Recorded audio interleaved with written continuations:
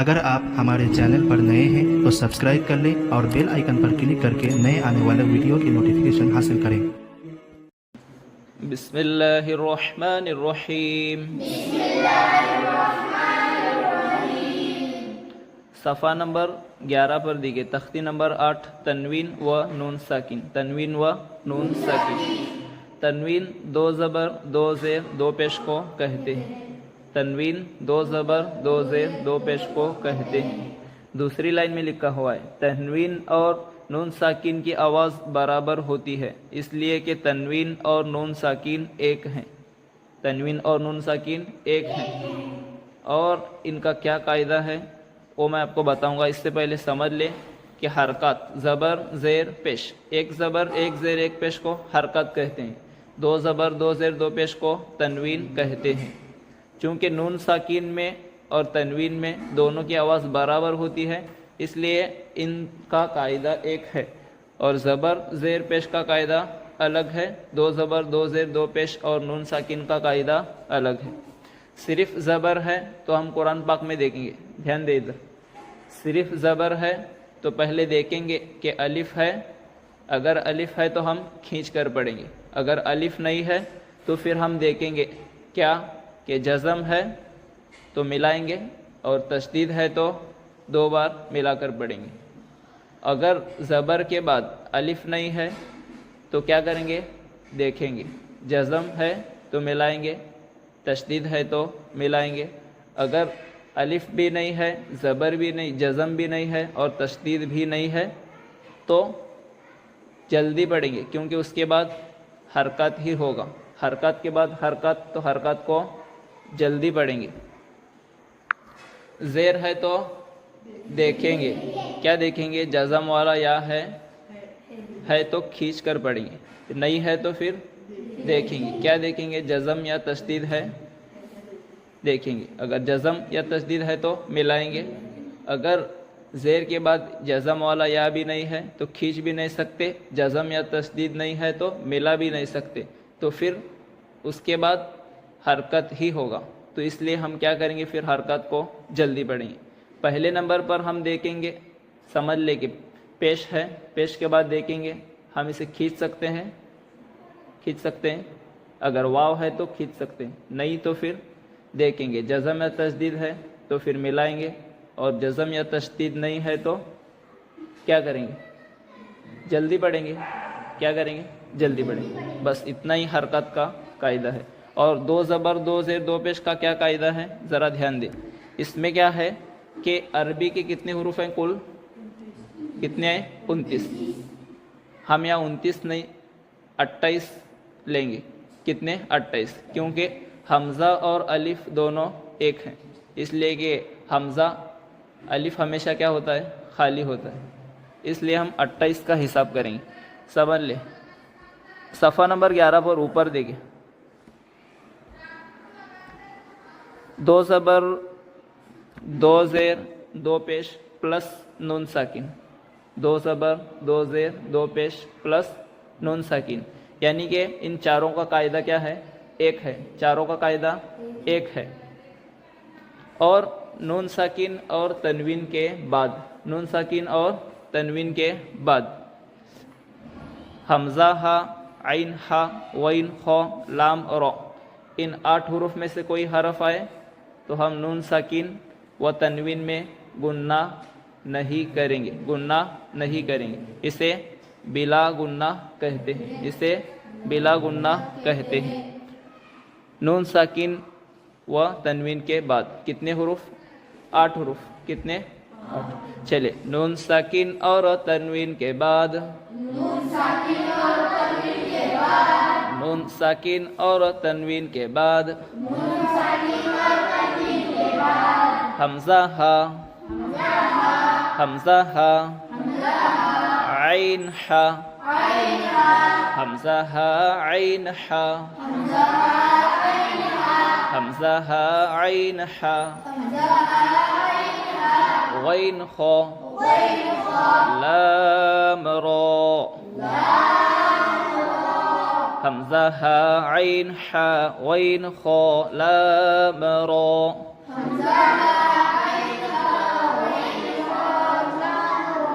حمزہ ہا عین حا غین خا لام را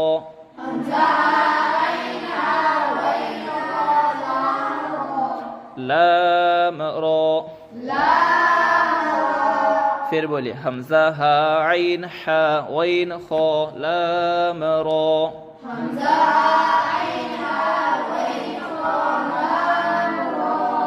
اگر ان 8 حروف میں سے کوئی حرف آئے تو ہم نون ساکن اور تنوین میں گننا نہیں کریں.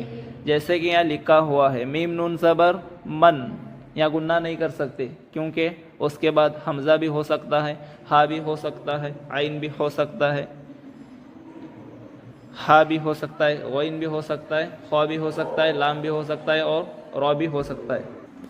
اس لیے اس میں گننا نہیں کریں گے، اس لیے اس میں گننا نہیں کریں. کس میں؟ نون ساکین و تنوین میں. اس کے بعد دیکھیے اس کا دوسرا قاعدہ کیا ہے. نون ساکین و تنوین کے بعد یا میم نون واو آئے تو کیا کریں گے؟ گننا کے ساتھ ملا کر پڑھیں، گننا کے ساتھ ملا کر پڑھیں. یہاں ایک بات سمجھ لے کہ نون ساکین اور تنوین کے بعد اگر ہم ملا کر پڑھنا چاہتے ہیں، کیا کرنے؟ ملا کر پڑھنا. اب اس کے بعد ملانا ہے تو کیا ہونا؟ تشدید. ایک تو جزم، اس کے بعد تشدید. جزم کو چھوڑ کر ہم کس کے ملائیں گے؟ تشدید سے ملائیں گے، تشدید سے ملائیں. یہاں لکھا ہوا ہے میم نون زبر من، لیکن اس کے بعد پہلا حرف دی گئی یا ہے، اس پر تشدید ہے تو ہم نون کو چھوڑیں گے. کیوں؟ اس پر جزم ہے اور اس کے بعد والے حرف پر تشدید ہے. تو اسے کیا کریں گے ہم؟ میم نون نہیں، میم کو کس سے ملائیں گے؟ یا سے ملائیں گے. اور کیا کریں گے؟ گننا کریں گے. میم یا زبر مئی، اس کے بعد میم سے ملائیں گے. میم میم زبر مم، اس کے بعد نون سے ملائیں گے. میم نون زبر من، میم واو زبر مو. سمجھ لے کہ نون ساکین اور تنوین کے بعد اگر ہمیں ملانا ہے تو گننا کے ساتھ ملا کر پڑھیں گے.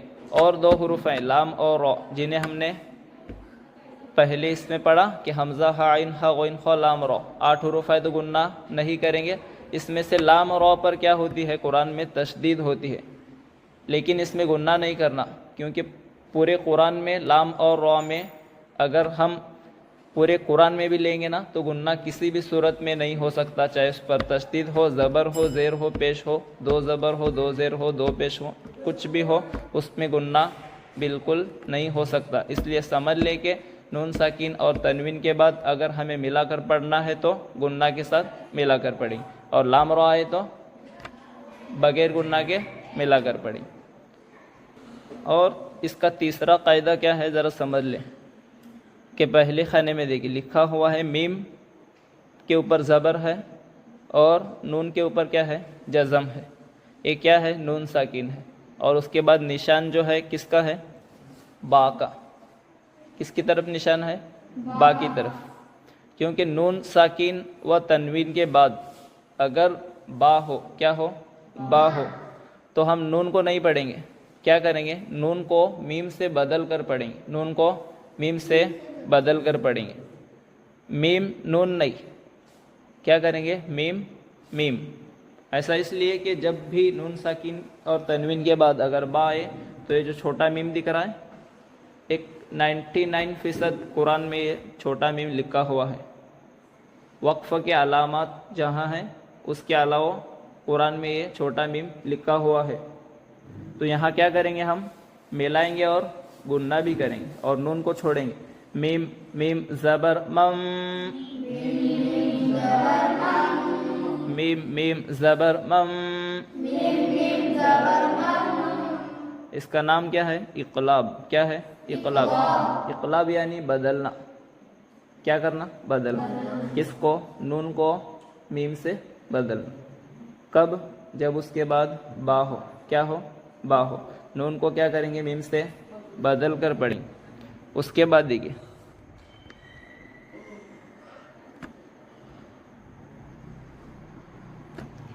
نون ساکین و تنوین کے بعد، نون ساکین و تنوین کے بعد 15 حروف آئے تو نون ساکین की आवाज़ को क्या करेंगे, नाक में छुपा कर पढ़ेंगे, नाक में छुपा कर पढ़ेंगे। अब मुझे बताइए पहला हरफ क्या है, पहला हरफ क्या है, क्या है, ता। उसके बाद सा, उसके बाद जीम। हाँ, अब ता है, उसके बाद हम इंग्लिश का क्या लगाएंगे, ओ लगाएंगे, ता वो। सा के बाद ओ, सा वो, जी ओ, दाल ओ। ये ओ का माना क्या है मालूम, और क्या है, और ता और सा और ताओ साओ जीमो दालो, ताओ साओ जीमो दालो, दालो ज़ा, सीनो शीन, ताओ साओ जीमो दालो, दालो ज़ा सीनो शीन,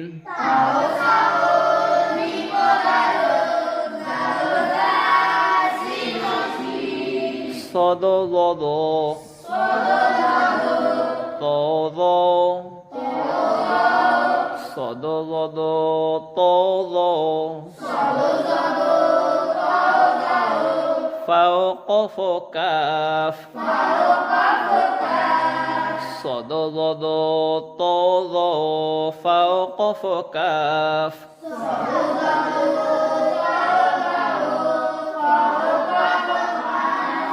ताओ साओ जीमो दालो, दालो ज़ा सीनो शीन,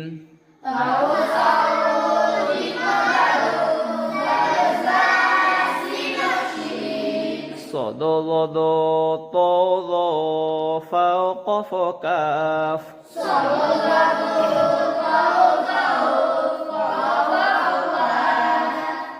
ये कितने हुरूफ हैं, 15 हुरूफ हैं। एक सांस में पढ़ेंगे, एक सांस में पढ़ेंगे। ताओ साओ जीमो दालो, दालो ज़ा सीनो शीन, सोदो लोदो todo fauqo fokaf, ताओ साओ जीमो दालो, दालो ज़ा सीनो शीन, सोदो लोदो todo fauqo fokaf,